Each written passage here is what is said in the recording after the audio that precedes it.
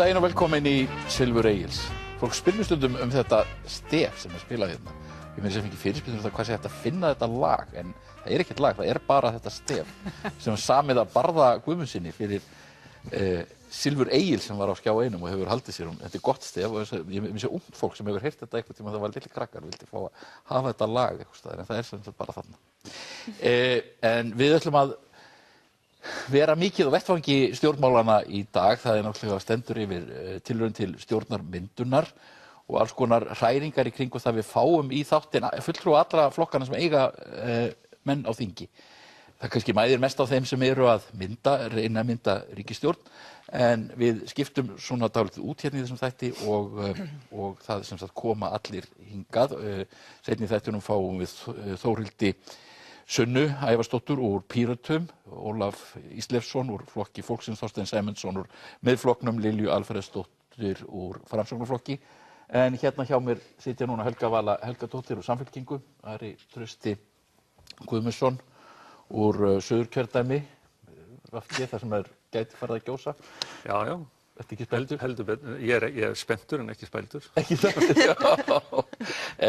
Þórdís Kolbrún Reykjörð Gylfadóttir, Sjálfstæðisflokki, ferðamála, iðnaðar og viðskiptaráðherra, og Hanna Katrín Friðriksson úr Viðreisn. Sko, hvað segið þið, nú eru þið í flokkunum sem eru að tala saman, hvað segið þið líkurnar á því þessi ríkisstjórn verði? Þórdís. Já, þetta nú svona, kannski svolítið viðkominn tími til að mæta í sjónvarpsþátt og fór að tala svo út einhver atriði eða líkur eða hvað. Þetta allt í einhverjum viðræðum og myndun, en ef ég tala bara fyrir svona mig, ég ekki að skrifa stjórnarsáttmála eða annað, en ég myndi nú svona þora að segja að það væru töluverðar líkur á að þetta smelli, það að segja á milli formannanna, svo auðvitað þarf þetta að fara inn í flokkana til samþykktar. Og þar get ég þekki ekki stofnanir annarra flokka, en ef ég ætti að veðja þá myndi ég veðja á að okkur takist þetta. Já, Ari, hvað segir þú? Ég erfitt að segja nokkuð til það. Við komum, þingmenn lögðum inn svolítið, svona punkta í þetta og fylgjumst þetta með, en komum ekki nálægt sjálfum viðræðunum. Við þurfum svo þetta, eins og hún Þórdís segir, við þurfum að samþykkja þetta, flokksráð þarf að gera það líka. Ég get í raun og veru ekki sagt neitt þetta sem ekki svo sem bara í fjölmiðlunum. Ég tel líkurnar, við getum sagt ágætar, eitthvað í þeim dúr, en það mjög erfitt að segja nokkur til þetta fyrir en að málefnasamningurinn liggur fyrir, vegna þess að hann verður náttúrulega sennilega nokkuð ítarlegur. Þannig að þá getur fólk metið það í raun og veru hvort að líkurnar sjá að þetta fari áfram í gegnum þingflokkana og í gegnum flokksráð. Finnst þér raunhæft að þessi flokkar sé að tala saman? Já, það finnst mér. Annars hefði ég ekki stuttað. Auðvitað var það ekkit auðveld ákvörðun, en þarna ákveðið ákall breytingar í íslensku þjóðfélagi sem að lúta velferðarkerfinu og innviðunum og jafnrétti og fleiri málum sem eru hafa verið í, við skulum segja, spennu í stöðnunarferli eða jafnvel niðurskurðarferli í 9 ár og gríðarlegur hópur í þjóðfélaginu, sennilega mikill meiri hluti þjóðfélagsins kallar á ákveðnar breytingar og þetta tilraun til þess að koma þeim í gegn. Við lítum svo á að þarna séu vinstri græna leiða með sína stefnu. Við höfum mjög ákveðnar stefnu í úrbótum í hvort það heilbrigðisþjónustan eða vegakerfið eða nýsköpun og rannsóknir og nú látum við reyna á það í þessu tveggja við þessa 2 flokka sem eru þarna með okkur. Og sjáum hvort að þetta gangi upp og hvort að málefnasamningur sé það góður að það sé hægt að setja hann á 4 vetur. Helga Vala, Samfylkingin afskaplega, lítið hrifin af þessum viðræðum. Það dylst nú svo sem engum. Já, Samfylkingin ekkert aðilega þessum viðræðum, þannig að ég held að það komi málun ekkert við hvað okkur finnst það sem að gerast. En heldur að þessi ríkisstjórn sé að verða veruleika?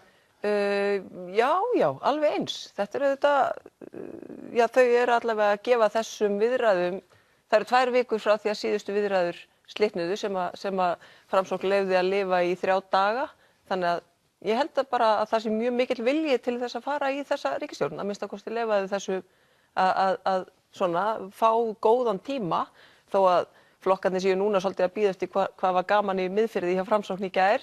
Þau hafa ekkert hist síðan að að það partí byrjaði á miðstjórnarflokki Framsóknar, þá held ég að þetta sé bara verði bara samþykkt og allt gott sko. Mér sýnist þessir flokkar bara vera mjög svona samstíga í þessu, þó að baklandi sé grenjandi pirrað og illt, og þá ég ekki að tala bakland samfylkingar, því að við erum auðvitað ekkert í þessum viðræðum.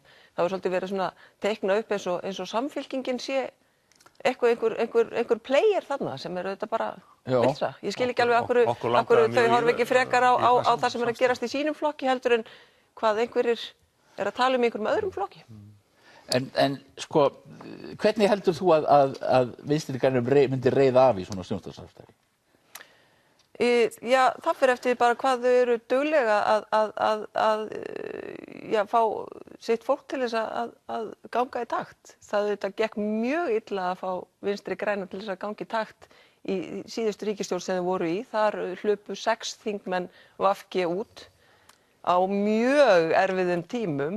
Það var gríðarlega mikið verkefni sem að Jóhanna og Steingrímur voru í, og þá voru það 6 þingmenn úr þingflokki VG sem að hlupi burtu þegar á reyndi. Þannig að ég bara vona að það sé svona búið að svona herða ólarnar á mannskapnum. Það sé búið að herða tökin í flokkum, Ari Trausti.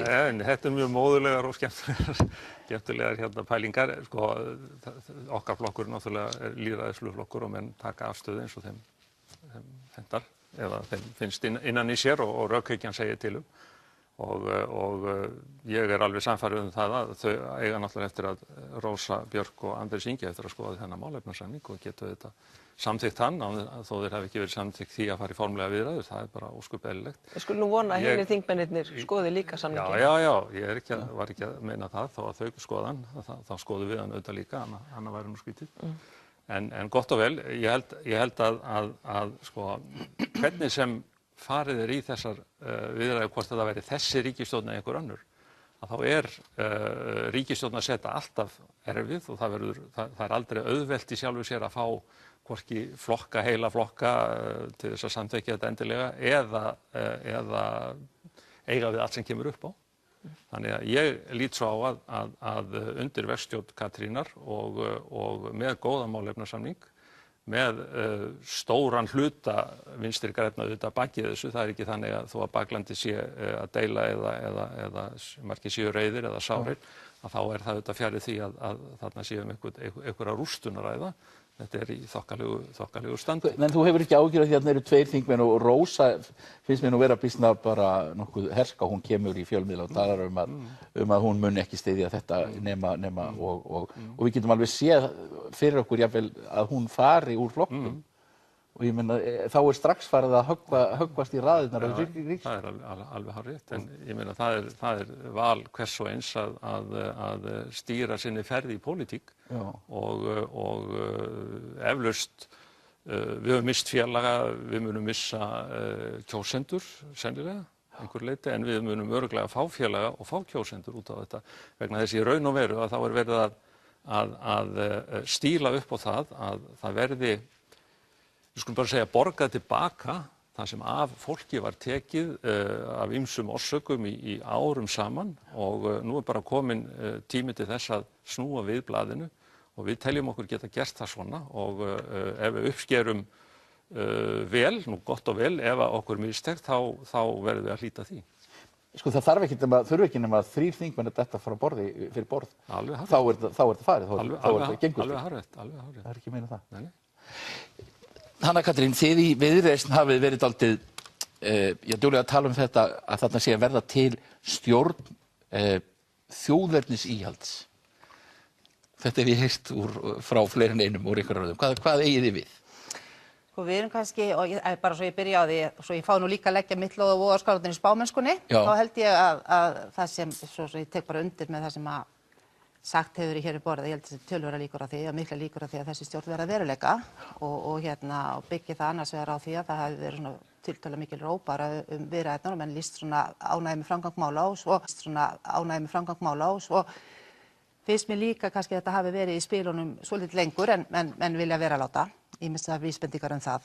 Þú meinar að menn hafi verið búnir að tala saman fyrir kosningar? Já, ég held það. Þetta bara það sem ég byggi svona á og bara allt frá síðustu áramót þegar þessir aðilar voru líka að tala saman. Ég meina þetta svona tilraun sem að ýmsa hefur langað til að láta ganga upp. Aha.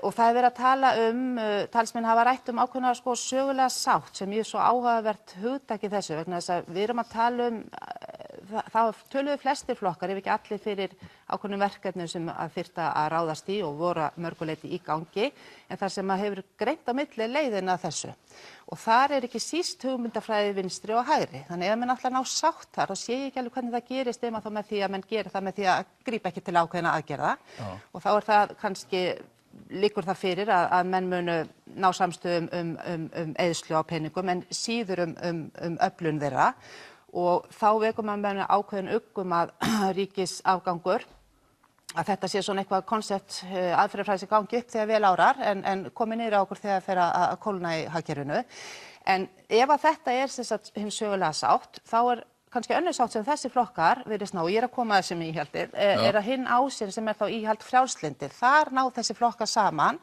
ef merka má framkomu þeirra og það sem að þeir hafa talað fyrir, frekar þetta hægri vinstri, þannig að þar liggur fyrir ákveðin samstæða þessara flokka og þeir flokkar sem mest hafa talað fyrir því að við þurfum hérna ákveðna breytingar til þess að ná svona þessari framtíðarsýn til lengri tíma að brjóta upp ákveðin kerfi sérhagsmuna, svo dæmi sé tekið. Þannig að það það sem að mér líst svona síst vel á að frjálslyndi að verða þarna úti. Þetta kannski viðbrögð við því að Viðreisn og aðrir flokkar hafa náð að höggva í þessa varnarveggi undanfarið og kannski þetta eðlislega viðbrögð við því að herða varnirnar, ég veit það ekki. En mín tilfinning svo að þarna sé hinn sögulega sátt að nást en ekki... Að þetta sé sögulega sátt hvað, kyrrstöðu eða? Já, og ákveðna varnarveggi, já. Hvað heldur þú því? Nei, ég fyrir mér þetta bara svona. Það var kosið fyrir ári síðan og það kom niðurstöður því. Það fór sem fór, það var kosið aftur og við erum með 8 flokka á þingi og kjósendur voru ekkert að gefa stjórnmálamönnum kannski alveg brjálæðislega skýr merki það hvað þeir vildu. Og það að einhverju leyti þá bara kjósendur sem segja það, en það líka verið að segja stjórnmálamönnum þá eitthvað með því. Og þegar að það gagnrýnt að þetta séu þetta eru þetta mjög ólíkir flokkar að mörgu leyti. Það líka auðvitað verið að horfa til þess hvers konar fólk þarna innanborðs, hvernig geta menn unnið saman og svona treysta hvort öðru og annað. Þetta líka ákvörðun það. Þetta ekki bara ákvörðun mál, þetta líka ákvörðun bara svona traust á milli fólks. Að þá finnst mér líka pólitíkin einhverju segja að það sé eitthvað veikleiki að vera með málamiðlanir. Pólitík ekkert annað en málamiðlanir. Ég meina við gerum þessa kröfu út allt í samfélagið að fólk þurfi einhvern veginn að vinna saman og finna flöt og þá verða stjórnmálamenn bara líka að sýna það að þeir geti það. Svo það einfaldlega þannig og þetta ekki eitthvað, íslenskt samfélag við erum hér ein þjóð. Það miklu meira sem sameinar okkur heldur en hitt og það að ólíkir flokkar geti komið sér saman þau mál það liggur að miklu leyti fyrir hvað þarf að gera. Það þarf að byggja upp innviði, bæði vegi og velferð. Það þarf að vera einhver svona taktur í því sem ógnar það ekki einhverjum stöðuleika. Það þarf að tryggja það að menn spenni ekki bogann þannig að þegar það slaknar þá lendum við í vandræðum. Það þarf að tala við aðila vinnumarkaðarins og leysa það. Það eru alls konar mál sem að liggja fyrir að við þurfum að fara í og mér finnst við bara skulda kjósendur það að sýna það að fólk sem býður svo fram og segist ætla að vinna fyrir almenning. Það það sem við þetta lýðræði gengur út á. Við felum fulltrúum það að vinna þetta. Að við getum sýnt að já, við ætlum að gera það og við ætlum að reyna að vera ekki að kjósa á ársfresti. Og hér verið að gera tilraun til þess og mér finnst þessar viðræður ég sammála Hönnu Katrínu að þetta það ákveðin svona ró yfir þessu og mér finnst það boða gott. Og ég bara töluvert bjartsýn á það að okkur takist að svona koma pólitíkinni aftur upp í þá deild sem hann á að vera í. En hversu langt getur Sjálfstæðisflokkurinn tekist? Finnst þér allt í lagi að Sjálfstæðisflokkurinn gefi eftir forsætisráðuneytið? Sem þó langstærsti flokkur? Ég meina auðvitað myndi ég vilja sjá Bjarna Benediktsson sem forsætisráðherra landsins sem formann í mínum flokki, formann í stærsta flokknum og við leiðum öll kjördæmi landsins. Þetta hefur þróast í þessa átt og ég treysti Katrínu Jakobsdóttur til að vera forsætisráðherra landsins sömuleiðis. ég hef í mörg ár haft mikla mætur á Katrínu Jakobsdóttur og þetta eru líka bara, þú veist, hvað að vera sko stór, þú veist, hvað að hvenær ertu svona í raun að bera það ábyrgð sem að þér falið. Mér finnst, ég meina, ég fer ekki til felum með það, ég myndi vilja að þessi ríkisstjórn væri leita Bjarna Benediktssyni. En það er ekki staðan. Þetta enda dálítið merkilegt, sko, það ekkert oft sem Sjálfstæðisflokkurinn í stjórn þar sem þeir eru í rauninni í minnihluta. Þeir eru með færri þingmenn en Framsókn og VG saman. Það hefur ekki gerst oft í sögunni. Það er dálítið merkilegur punktur.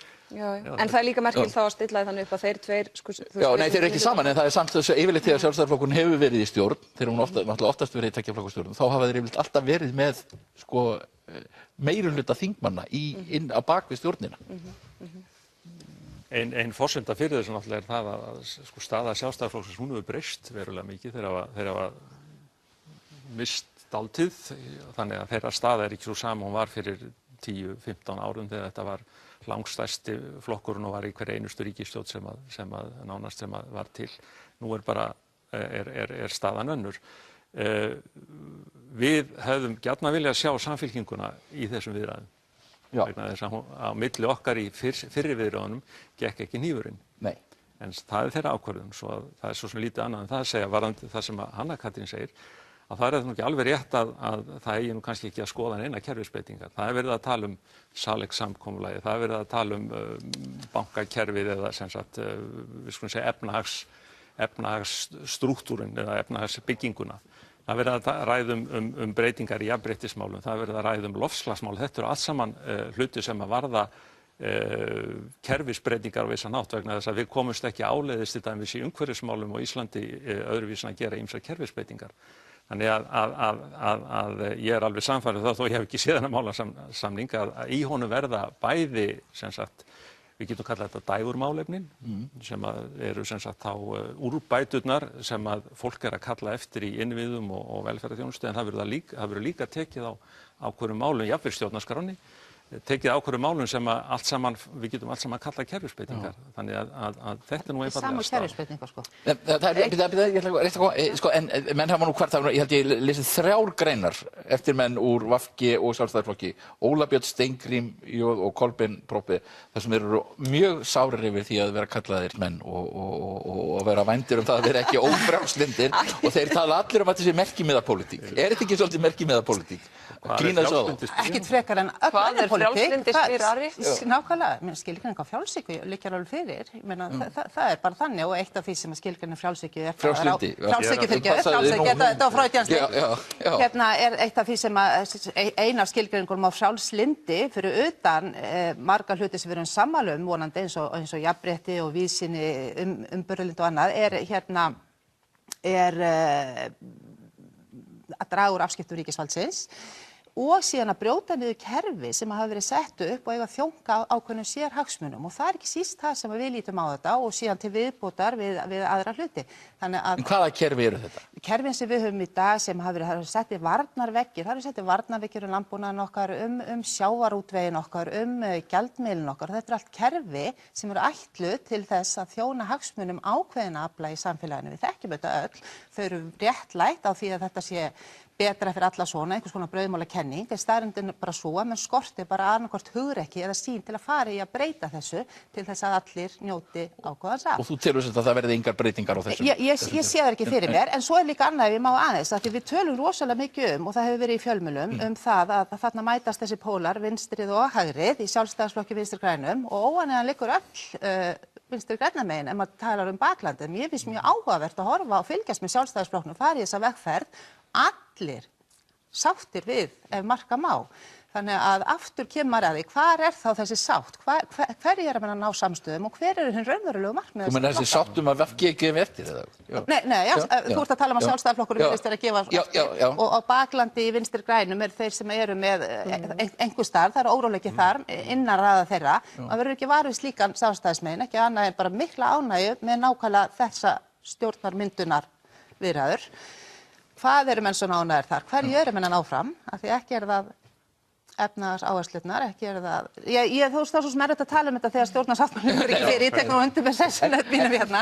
Ég hjó eftir því að Ari talaði það að kjósendur hefði verið að kalla eftir breytingum og ég hjó líka eftir því að hann myndist á það að Samfylkingin hefði ekki viljað fara í þá vegferð sem að VG er í núna.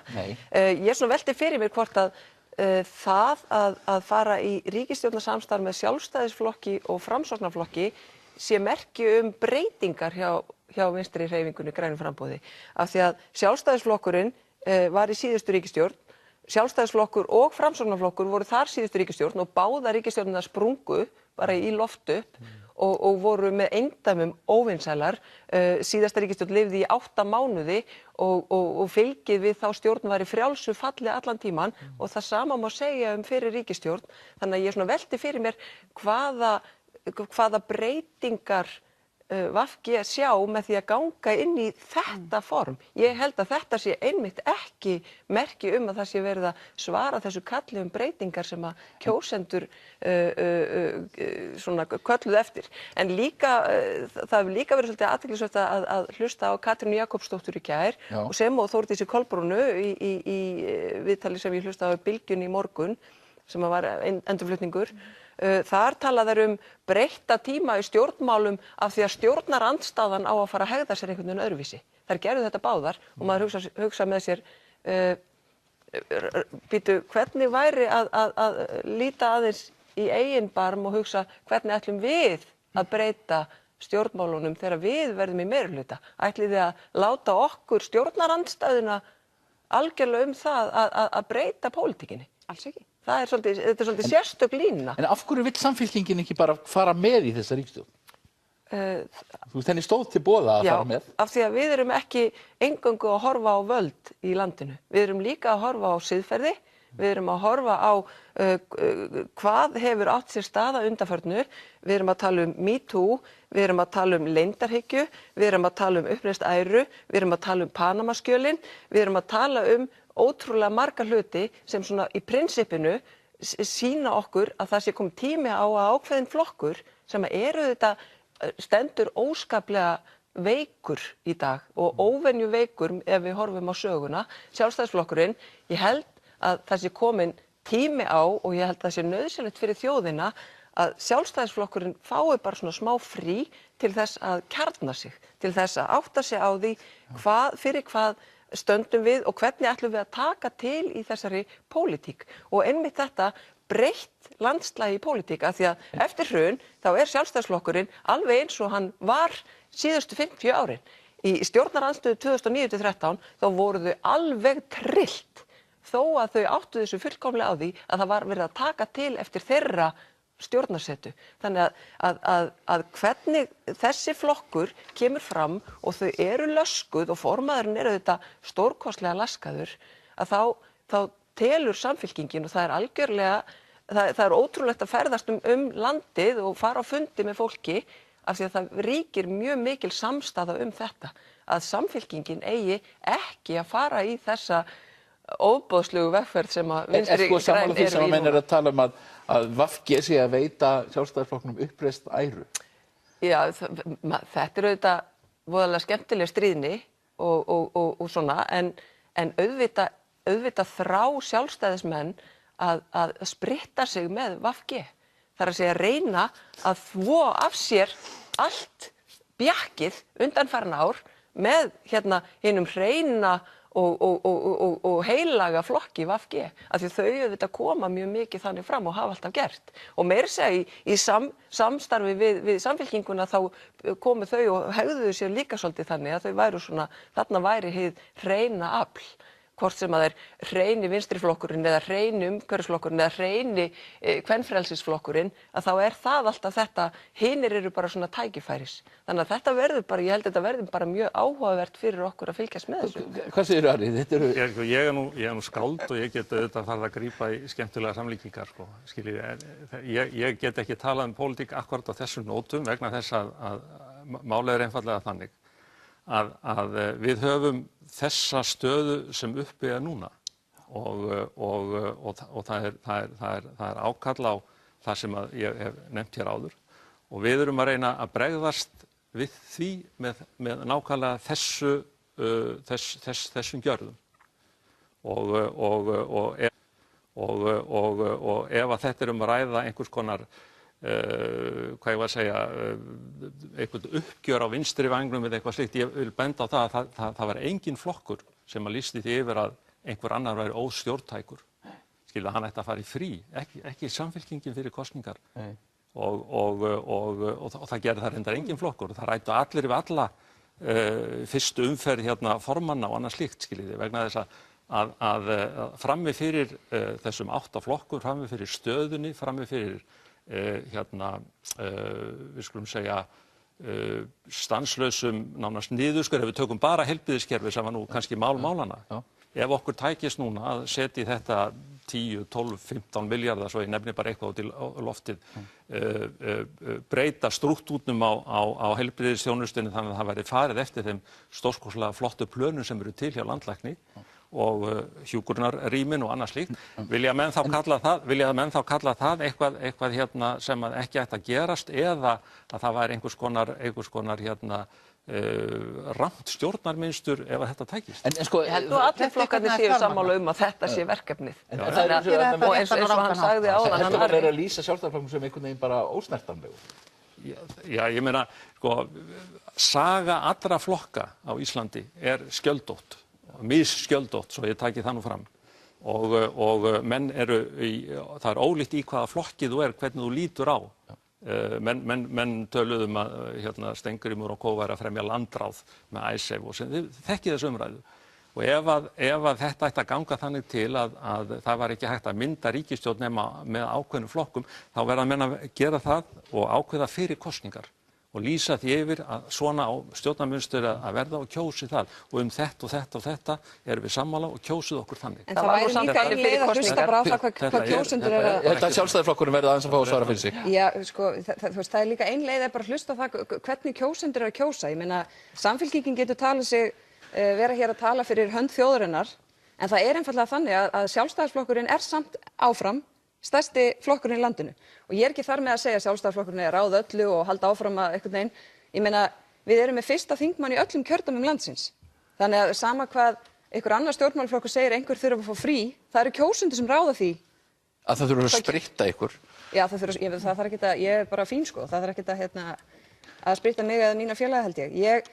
Mér finnst bara, sko, við kjósendur segja hvert atkvæði eitt atkvæði sko, út úr því kemur þessi niðurstaða og við erum með fyrsta þingmann í öllum kjördæmum, við erum áfram stærsti flokkurinn í landinu þannig að þó að sko einhverjum öðrum stjórnmálaflokki finnist þeir tala fyrir hönd þjóðarinnar og að Sjálfstæðisflokkurinn þurfa að fá frí, já kjósendum finnst það ekki sko.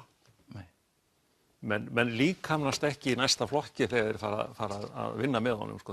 Þetta bara hugsun sem er mjög fjarri mér þegar kemur að rökhyggju sem ég vil láta gilda í pólitík. En auðvitað væri líka breyting á svona hinu pólitíska sviði þegar að Vinstri grænir og Sjálfstæðisflokkur og Framsókn mynda ríkisstjórn. Það er breyting. En fyrir mér er hún bara fín sko. Ég ætla að fá að hverja ykkur, ég fæ Lilju Alfreðsdóttur og Þorstein Sæmundsson inn í staðinn fyrir ykkur. Lilja þarf að sitja nær mér og Þorstein fjær. En ég beini tali mínu til ykkar á meðan. Var einhvern tímann einhver önnur ríkisstjórn í kortunum þannig að það væri mögulegt? Já, það var það og það töluðum við auðvitað þannig fyrir kosningar að við myndum reyna vinstri stjórnskiliði. Það hefur alltaf verið þannig hjá Vinstri grænum. Og það tókst ekki, við getum rekið það ef þið viljið, en það tókst ekki.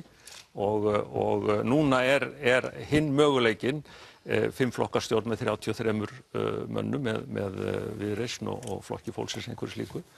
Og það bara ekki björgulegu kostur að okkar mati eins og þessi. Þessi 5 flokkastjórn með Viðreisn, já, það er eins þingmanns meirihluti. Já. Og þú telur að það sé ég tel þessa tilraun að koma fyrst, já. sem við erum að tala núna. Ég held að þetta hafi verið reynda skoðunin hjá þeim frá því eftir kosningar. Því ef maður horfir á þessa viku sem leið frá kosningum og þangað til að Framsókn slítur, þarna er rauninni á sunnudeginum og tilkynna það svo á mánudagsmorgni, að þá er þetta rauninni ótrúlega skammur tími sem er gefin í þessar viðræður. Og maður svona velti fyrir sér sko hversu mikil alvara var þar á ferðinni, miðað við þann þunga sem er lagður og það effort sem er sett í þessar viðræður. Og maður fann það svolítið svona á föstudaginn í fréttum og fimmtudagskvöldið að þá er greinilega, þetta er orðið þyngra, auðvitað er það þyngra fyrir Katrínu með sitt bakland sem er svona orðið svona mjög órólegt, svo vægt sér til orðatekið, en maður finnur það líka bara á stemningunni í svona sjónvarpsviðtölunum að hún er orðin aðeins mattari en hún var í byrjun vikunar. En núna hafa allir farið og svona hvílt sig og farið og skemmt sér í miðfirði, þannig að kannski koma þau hress og... Þér fannst vera að það væri eitthvað að sluma í þessu núna í vikunni? Já, ég held að við fundum það, að þetta var ekki alveg sama gleðin og var bara á miðvikudag og fyrirhluta fimmtudags. Þetta var svona þyngri tónn sem að maður fann og nú er farið að tala ég sjá það hjá Svavari Gestssyni, hann er farin að tala ef til vill stjórn. Þegar hann er farin að bæta ef til vill fyrir framan að þá svona... En sem sagt annar stjórnarmöguleiki fyrir hendi? Já, algjörlega. Og það er auðvitað búið að benda Katrínu á það. Hvaða stjórn er það? Já, við erum að tala þessa 4 flokka og Viðreisn sem eru þá með 35. Eru það þá að tala Flokk fólksins? Nei, við erum að tala þessa 4 flokka sem voru að ræða saman. Já, pluss Viðreisn. Og pluss Viðreisn, því það er auðvitað Katrín sem að stjórna þessu. En þú varst að segja að hinni flokk, að hvorki Framsókn né VG hefðu verið í því af heilindi. Já, en ég held að ef þau myndu koma tilbaka og sína, því að það steytti jú ekki á málefnunum þar, hreint ekki, heldur á því að Viðreisn væri mögulega ekki góður félagi þar innan borðs, en það var aldrei prófað að tala við þau. Logi kemur svo með Viðreisn til viðræðina við Katrínu eftir að upp úr slitnaði til þess að svona kynna þær, Þorgerði, Katrínu og Katrínu. Hér er þessi voðalegi flokkur sem að þið viljið ekki hafa með, viljið þið prófa að tala saman. Hvað segir þú, Freyja? Það er ágætt að afgreiða þetta fyrst. Var ekki hægt að mynda þessa ríkisstjórn? Nei, ég held að við erum fyrst auðvitað að líta á þessi kosninga, bara hvað þessar kosningar eru að segja okkur. Þessar kosningar eru að segja okkur það að menn eru að kalla eftir ákveðinni breidd í íslenskum stjórnmálum. Það er að segja í stað þess að það er 1 flokkur sem dettur út en það koma 2 nýir inn. Og það sem er svolítið að gerast í íslenskum stjórnmálum, ekki bara í íslenskum stjórnmálum, heldur líka í Evrópu og í Bandaríkjunum, það er meira svona flökt í stjórnmálunum en áður hefur verið. Og ég held að, og ég meina verkefni okkar stjórnmálamanna er að mynda starfhæfa ríkisstjórn, trausta sem byggir á góðum málefnum fyrst og síðast. Og ég er búin að vera að fylgjast með þessum umræðum hérna. Svolítið skorta hverjar eru þessar stóru áskoranir sem íslenskt samfélag stendur frammi fyrir?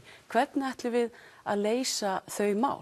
Ég meina það var í raun og veru kosið það, menn vilja forgangsraða í þágu heilbrigðismála, menntamála, innviðauppbyggingu og hvernig við ætlum að fara inn í þessa tæknibyltingu sem við stöndum frammi fyrir. Og ég get bara sagt það, ég meina það er það sem við erum að einblína á þessa dagana. Við erum að líta á málefnin, hvernig munum við stuðla að auknum framförum á Íslandi, hvernig verðum við samkeppnisfærari, til dæmis varðar menntamálin. Ég meina við erum að fá fregnir af því að okkur vegnar ekki eins vel, við vorum að fá niðurstöður úr lestri, hvað er að koma út úr lestri hjá grunnskólabörnum, það er ekki að koma nógu vel út.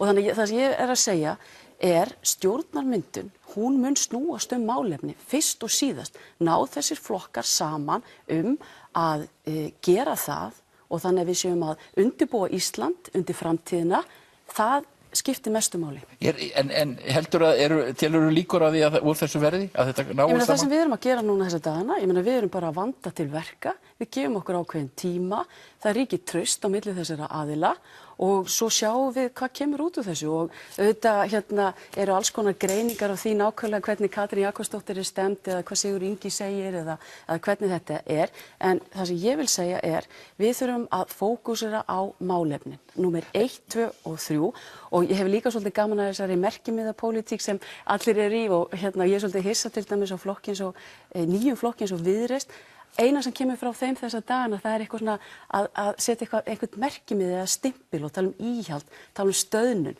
Ég get bara sagt það að ég held að þessi stjórnarsáttmáli, ef þetta klárast allt og gengur vel út af málefnum, hann mun koma skemmtilega óvart.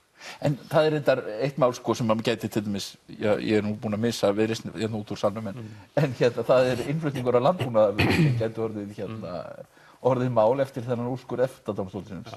Hvernig líst þér á að fara ég get bara sagt þreyttur á því þegar fólk horfir á litla Ísland sko og gleymir loftslagsmálunum, gleymir fæðuframleiðslu í heiminum, eins og þetta snúist það hvort við megum flytja annaðhvort kjöt frá Nýja-Sjálandi fersk til Íslands eða bláber frá Chile.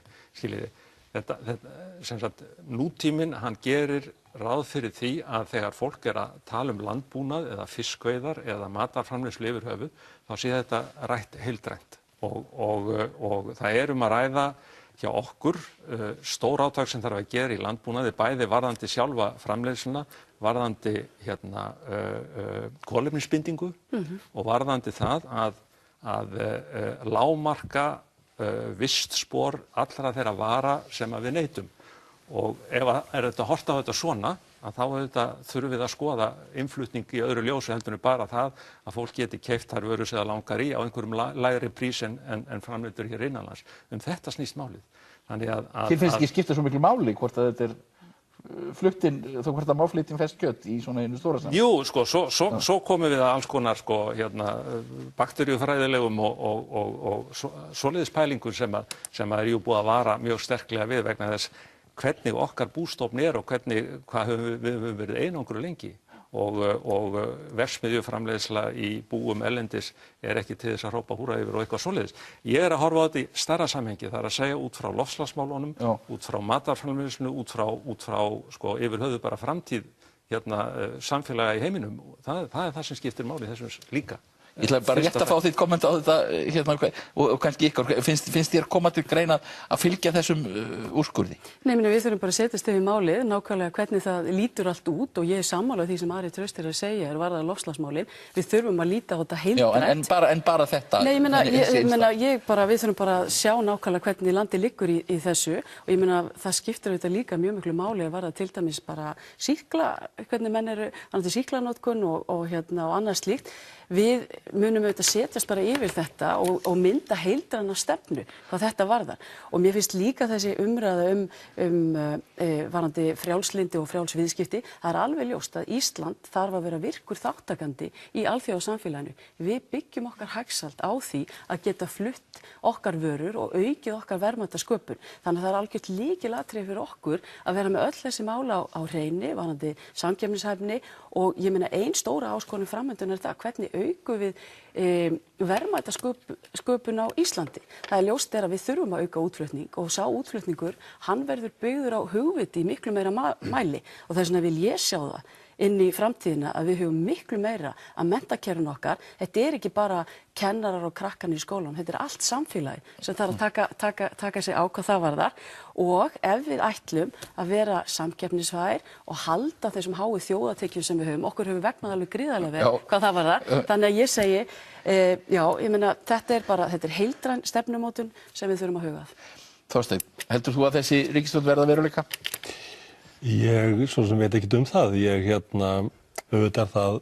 Auðvitað er það mjög skiljanlegt að menn leitist eftir því að finna sterkan meirihluta. Það hins vegar svona eiginlega tvennt sem að hefur vakið sérstaka athygli mína í þessum viðræðum. Það fyrsta lagi langlundargeð Bjarna Benediktssonar og Sjálfstæðisflokksins alls vegna þess að hver mátarstólpinn af öðrum úr VG til dæmis hefur komið fram og sagt að Bjarni sé laskaður maður og formaður og flokkurinn, Sjálfstæðisflokkurinn laskaður og það sé nú ekki að vísa hann að róa að Bjarni fái ráðherraembætti niðri í ríkisstjórn. Og ég eiginlega dáist að því að menn sitji undir svona frá fólki sem það ætlar að vinna með í trúnaðarstarfi næstu 4 ár, að dáist ég að þessu langlundargeði manna að svona láta þetta yfir sig ganga. Ég hins vegar svo sem hvorki óska þess eða óska þess ekki að þessi ríkisstjórn komist á. Það hins vegar eitt sem ég vek athygli á, hún virðist þegar vera búin að missa 2 menn úr meirihluta áður en hún stofnuð. Það virðist vera að mjög stór hluti kjósenda VG sé hérna búin að snúa baki við flokknum samkvæmt skoðanakönnun áður en stjórnin kemst að. Nú sirka 10% af kjósendum Framsóknarflokksins á sama tíma og sama hátt og þeir eru nú í sögulegu lágmarki núna þessa dagana. Það gekk samt vel hjá þér. Og hérna þannig að eins og maður segir þessi sterka stjórn sem menn að tala ég veit ekki alveg svona hversu sterk hún reynist þegar til kastana kemur. Það líka annað. Ég ekkert endilega viss við þessar kringumstæður að menn eigi að laða að sem sagt mestu andstæður í íslenskum stjórnmálum í því augnamiði að ná árangri. Það eru líklegri kostir fyrir hendi þar sem að svona hjörtum manna slá meir í takt. Og hérna ég tel með sama fjölda þingmanna þar sem að ég veit ekki til að neitt ennþá hafi skorast úr leik. Þannig að þar líka möguleiki sem náttúrulega kannaður en eigum við ekki að sjá bara hvað kemur út úr. Hvaða stjórn ertu að tala um þá? Þá er ég að tala um DMFB. Sem sagt, Sjálfstæðisflokkinn, Miðflokkinn, Framsóknarflokkinn og Flokk fólksins. Að það sé möguleiki á myndum. Já, þarna liggja saman sem sagt áherslur, það að segja eins og til dæmis afleggja hér verðtryggingu, lækka hér vexti, það eru ýmis kosningamál þar sem þarna liggja saman. Og svo náttúrulega vonar maður það að menn nái fram, ég meina við höfum að sjá það hvort að Framsókn stendur við það að halda áfram að boða afnám verðtryggingar inn í nýrri ríkisstjórn, ég vona það. Já. Og þannig að þetta eru svona spurningar sem ekki svarað en auðvitað náttúrulega eru menn í friði núna að reyna að mynda sína stjórn og fá náttúrulega bara þann tíma sem þeir þurfa til þess og ég alveg viss það líka og ég tek undir það sem Lilja sagði hér áðan. Auðvitað þurfa menn að vanda sig. Við erum nýkomnir hérna út úr ástandi þar sem stjórn var eiginlega óburðu og andvana fæti í 8 mánuði og þannig auðvitað mega menn að vanda til verka og ég bara lít nú til Þjóðverja sem að ég ber mikla virðingu fyrir og lít upp til. Þeir eru ekkert að fara á límingunum þó að taki 2 mánuði að mynda ríkisstjórn af því þeir ætla sér að láta hana endast eða ef að þeir sjá fram á þessi ekki að mynda hana að þá munu þeir jafnvel kjósa aftur. Ég ekki að mæla með því en ég segi aftur ef að menn ætla að láta svona samband endast í 4 ár, þá verður að vera þannig hnútana búið að það geri það. Þú heldur kannski að Vinstri græn muni lendi í slíkri upplausn í svona stjórn að hún muni ekki lifa? Já, ég held að eins og ég segi það hljóta að vera ýmis varúðarmerki uppi hjá forystumönnum VG hafandi fyrir augum sér þessa skoðanakönnun sem kom núna, hafandi fyrir augum sér núna sem sagt bara þó óánægju sem hefur komið fram alveg upp í varaformann flokksins út í þetta samstarf og þannig að ég held að menn hljóti nú aðeins að svona klóra sér í kollinum en eins og ég segi ég vil að þetta fólk bara fái tíma til þess að... En það verður enginn hringt í ykkur í Miðflokknum ennþá út af stjórnarmyndun? Já, ég meina, við erum búin að eiga samtöl við ýmsa flokka og það stendur ekkert á okkur að starfa með neinum. Ég meina, við höfum ekki útilokað neinn í samstarfi. Já, ykkur er búin að útiloka ykkur, hins vegar? Já, við verðum bara að lifa með því. En aðalega atriðið það líka, og það kann líka skjóta skökku við að sigurvegari kosninganna að hún sé svona skákað til hliðar eða það sé reynt að gera það en ég meina, ég get bara lofa mönnum því að ef þessi ríkisstjórn kemst á þá held ég að það sé algjörlega nauðsynlegt að veita henni gríðarlega gott aðhald með sterkri stjórnarandstöðu og það ætlum við að gera og okkur er ekkert að vanbúna að fara í stjórnarandstöðu. Með Samfylkingunni? Já, ég meina, við verðum þá sama kantinu þar.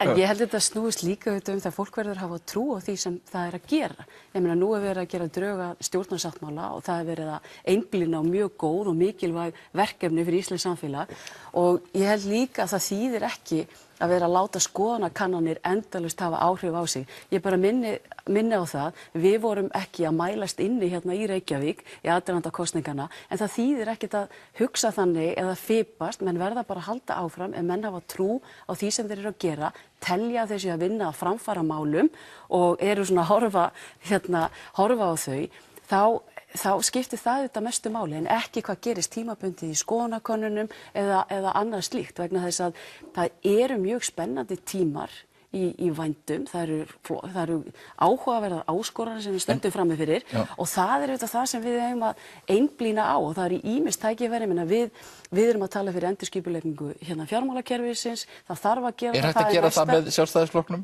Já, ég tel það. Ég meina við fórum bara ríkisstjórnin frá 2013 til 2016, ég meina hér er fólk að tala stöðnun, ég meina getið ímyndað eitthvað hvað var gert á þessum tíma, það var bara heilmikið, við losum fjármagn sem enginn hafði trú á því að vera hægt að gera með þeim hætti sem við gerðum. Og þannig að ég bjartsýn og ég hlakka til að takast á þessi verkefni sem við stöndum fram í. Þú telur þess að yfirgnæfandi líkur á að þetta takist, heyrðist þú tala eitthvað þannig? Ég meina, við erum að vinna núna og við sjáum hvað setur, þetta er náttúrulega ekki búið fyrir en það er búið, og ég er nú alltaf þó ég sé bjartsýn, ég er líka alltaf hóflega bjartsýn fyrir en að við erum búin að klára verkið, en það eru mjög góð verkefni á teikniborðinu hjá okkur og ég hlakka til að halda áfram með þá vinnu. Er ekki dálítið freistandi, sko, við lifum í þjóðfélagi þar sem Sjálfstæðisflokkurinn hefur yfirleitt verið í ríkisstjórn og hér áður fyrr kom aldrei til greina að sósíalisti yrði sem sagt leiddi ríkisstjórn á Íslandi, það var bara óhugsandi, það hefur raunin aldrei gerst. Sósíaldemókratar hafa gert það en ekki fólk sem eru úr hreyfingu sósíalista. Ung kona, sósíalisti fær að leiða ríkisstjórn á Íslandi, er þetta ekki, þú veist? Þetta er bara spennandi. Frábært tækifæri. Það er bara frábært tækifæri. Enda stóð aldrei neitt annað til en að Katrín Jakobsdóttir myndi leiða þá ríkisstjórn sem var í kortunum þegar þeir 4 flokkar sem ræddu saman strax eftir kosningar voru að tala saman. Þá var alltaf talað það að Katrín Jakobsdóttir yrði að sjálfsögðu forsætisráðherra. Já, en þó að hún verði leiðið þá ríkisstjórn, ef það tekst ekki með hinum, er það ekki líka alveg frá? Já.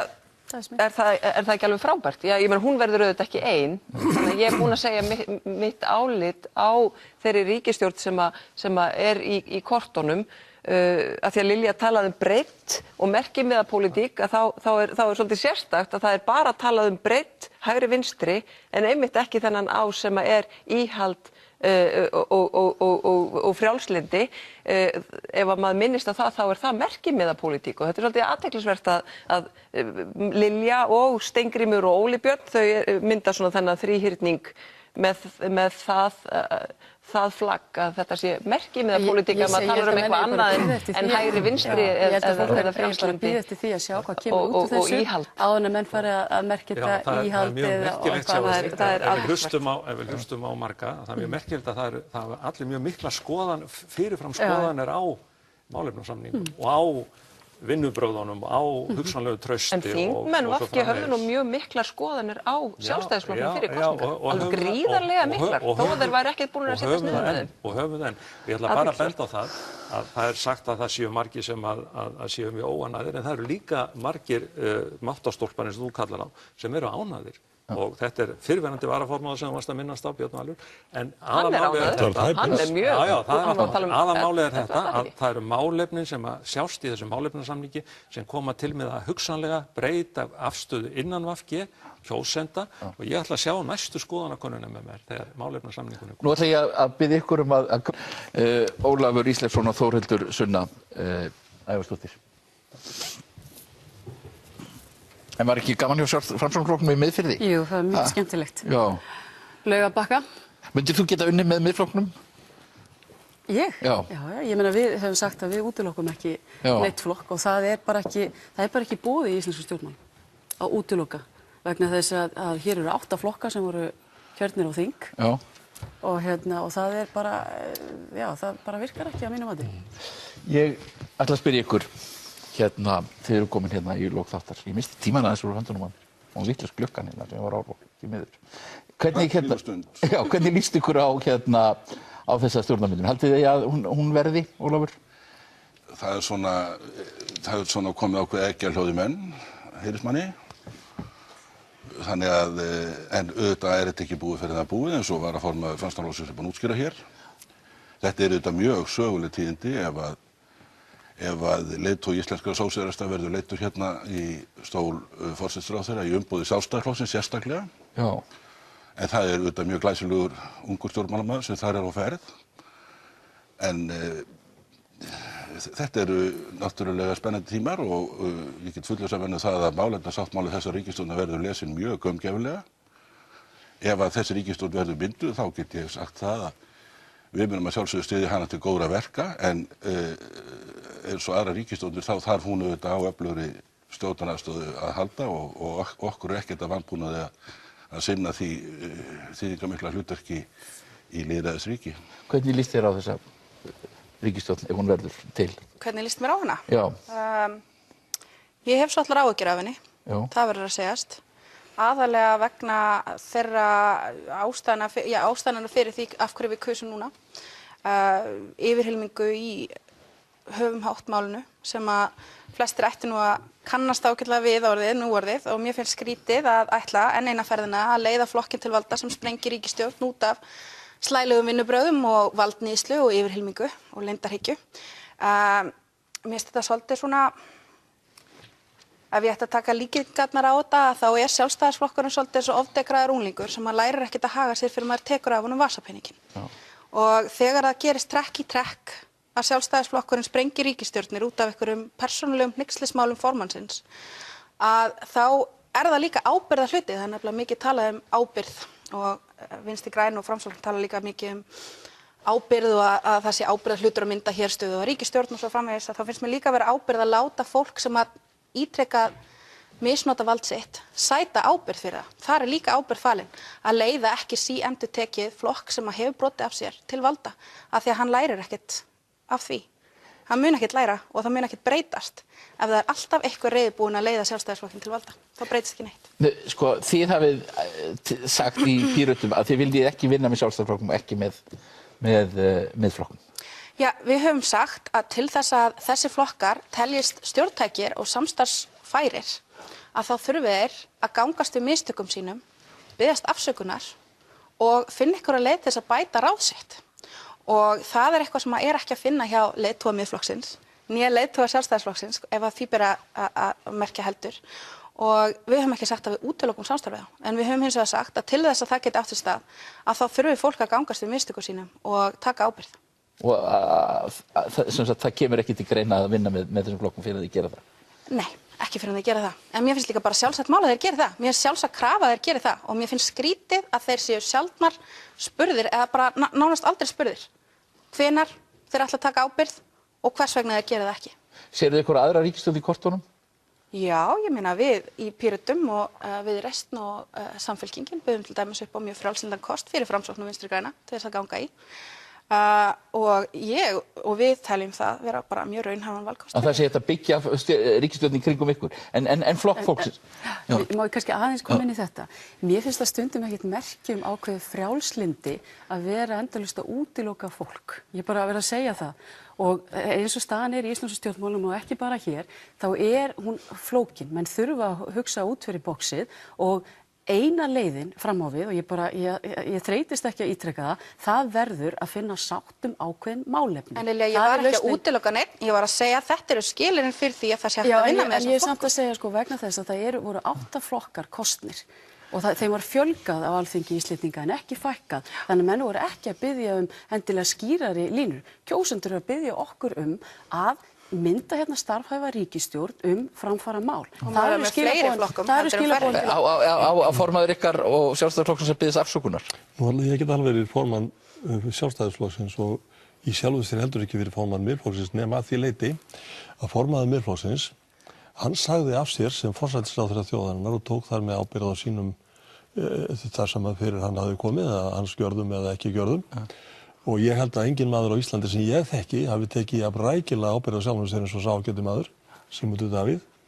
Síðan getum við sagt það að hann núna búinn að fá mjög stóra traustsyfirlýsingu frá 11% þjóðarinnar þegar hann býður svona kraftar sína aftur.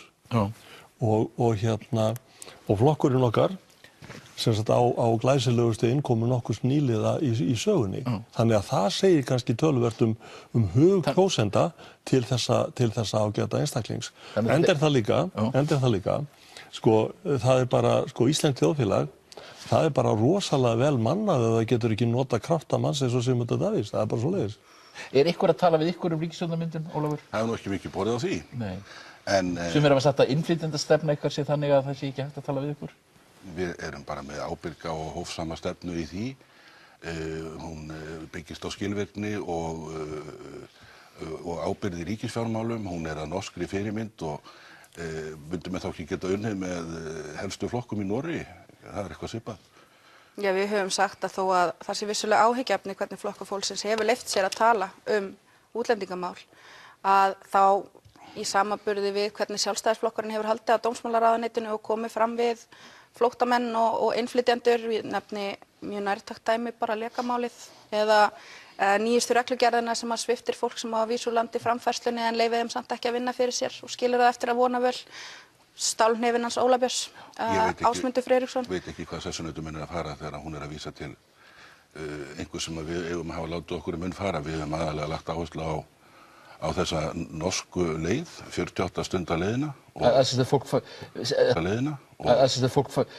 Þessi tekin ákvörðun á 48 stundu hvort fólk fær að vera ekki. Og þá sérstaklega Það er algjörlega óraunhæf leið. Já, það var nú viðtal við dómsmálaráðherra í vikunni fyrir kosningar þar sem framkom að varðandi hælisleitendur frá svokölluðum öruggu ríkjum og þá var þetta nú komið niður í 3 daga, þannig að þetta markmið er nú ekkert langt undan en í mínum huga er þetta nú ekki... Gætu hugsanlega unnið með það? Já, ég meina þetta er bara samtal sem þarf að eiga sér stað og ég held að oftast að byggja svona tal á bara skorti á upplýsingum og þekkingu á málaflokkum. Já, mér heyrist að það sé mjög áberandi skortur á þekkingu og upplýsingum varðandi okkar stefnu hérna hjá sumum en hér auðvitað liggur það fyrir að það er hérna verið að stofna til mikilla nýmæla ef af verður með þessa ríkisstjórn. Sjálfstæðisflokkur og sósíalistaflokkur sem er forveri hérna Vinstri grænna, þeir unnu síðan saman í ríkisstjórn 1944-46. Þannig að það er hansi langt aftur í tíman, en auðvitað hefur Þorsteinn hér bent á eins og annan möguleika sem er alveg ókannaður og ég vil nú að segja það að manni finnst það svolítið sérstakt að menn skyldu ekki hafa svona farið aðeins nánar yfir það í ljósi þess eins og Þorsteinn lýsti að það er alveg greinileg mjög þétt málefnaleg samstaða á milli þessara 4 flokka í mörgum afar þýðingarmiklu málaflokkum. Er möguleiki að reyna það ef þetta mistekst? Við erum núna í ákveðnu verkefni og þannig að það er ekkert neitt annað að ræða þegar en að því Ólafur Ísleifsson minntist á nýsköpunarstjórnina 1944-46 þá eru sömuleiðis svipaðar aðstæður uppi. Hún verður til vegna þess að það var ákveðin stjórnarkreppa í landinu og menn ákveðu að sammælast það að menn þyrftu að horfa til framtíðar og byggja upp á Íslandi og nota allan þann gjaldeyrisforða sem safnaðist eftir seinni heimsstyrjöldina. Þannig að sumuleyti er sumt svipað en að öðru leyti ekki. Það er líka rétt að benda á það að ef að þetta 4 flokka samstarf sem við hérna Ólafur vorum að minnast á hér áðan yrði að veruleika, þá er til unglæsileg kona sem getur orðið forsætisráðherra í þeirri ríkisstjórn. Hver er það? Situr við hliðina á mér. Er það meina Lilju? Að sjálfsögðu. Heyrðu, ég þarf nú eiginlega bara að biðja ykkur afsökunar, klukkan var eitthvað vitlaust hérna hjá mér. Þannig ég ætlaði að fá ykkur inn fyrr en þetta, ég verð bara að verða að bæta ykkar flokkum með þetta uppsetna. Alltaf gaman að koma á þennan veginn. Já, en þetta var handarvörn mín. Ég tek alla ábyrgð á þessu en þið eru alltaf velkomin. Ég fæ Styrmir Gunnarsson hérna til mér rétt á eftir að tala bókina Uppreisnarmenn frjálshyggjunnar.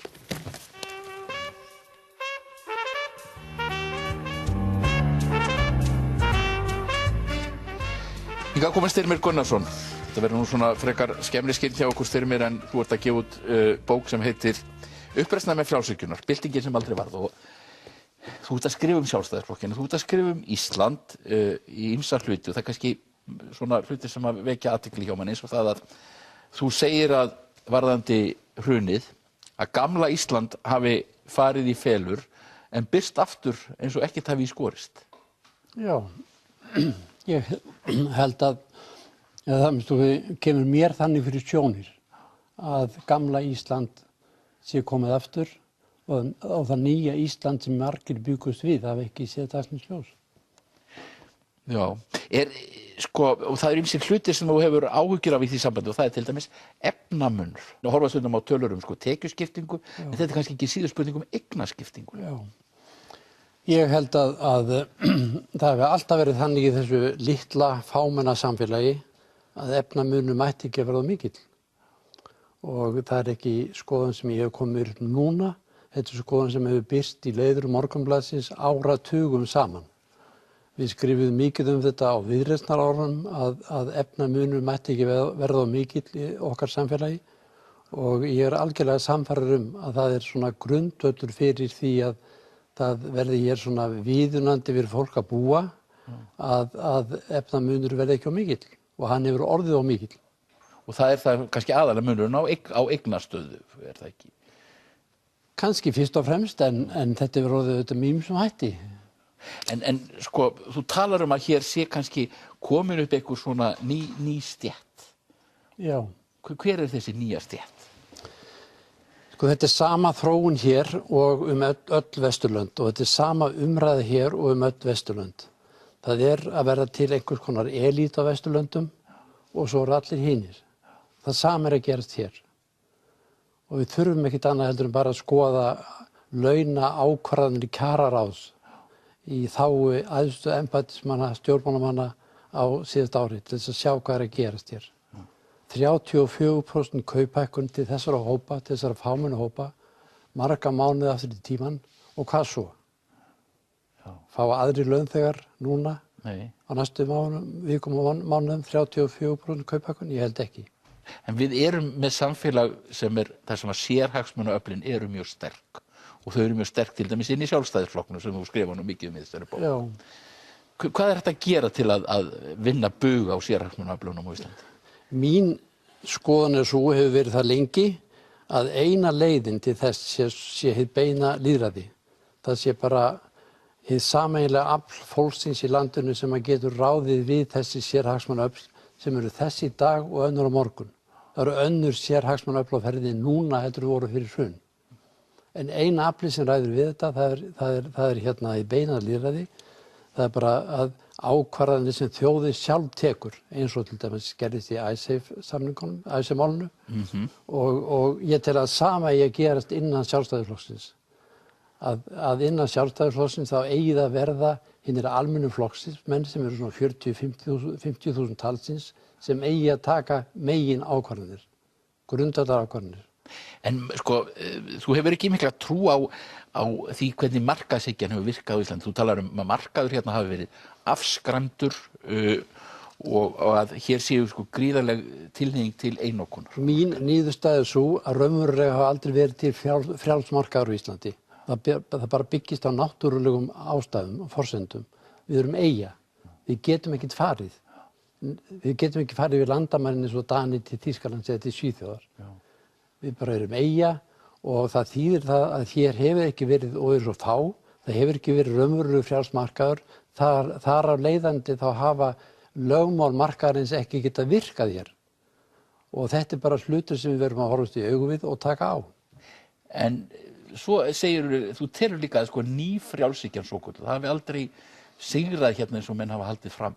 Ég held að allt tal svokallaða frjálshyggju og ný frjálshyggju, þetta fyrst og fremst það sem andstæðingar Sjálfstæðisflokksins hafa verið að tala. Það eru þeir sem hafa búið til þessa ímynd af þessum flokki að hann hafi hneigst að einhverju sem er kallað ný frjálshyggja, en raunveruleikinn er allt annar að mínum dómi.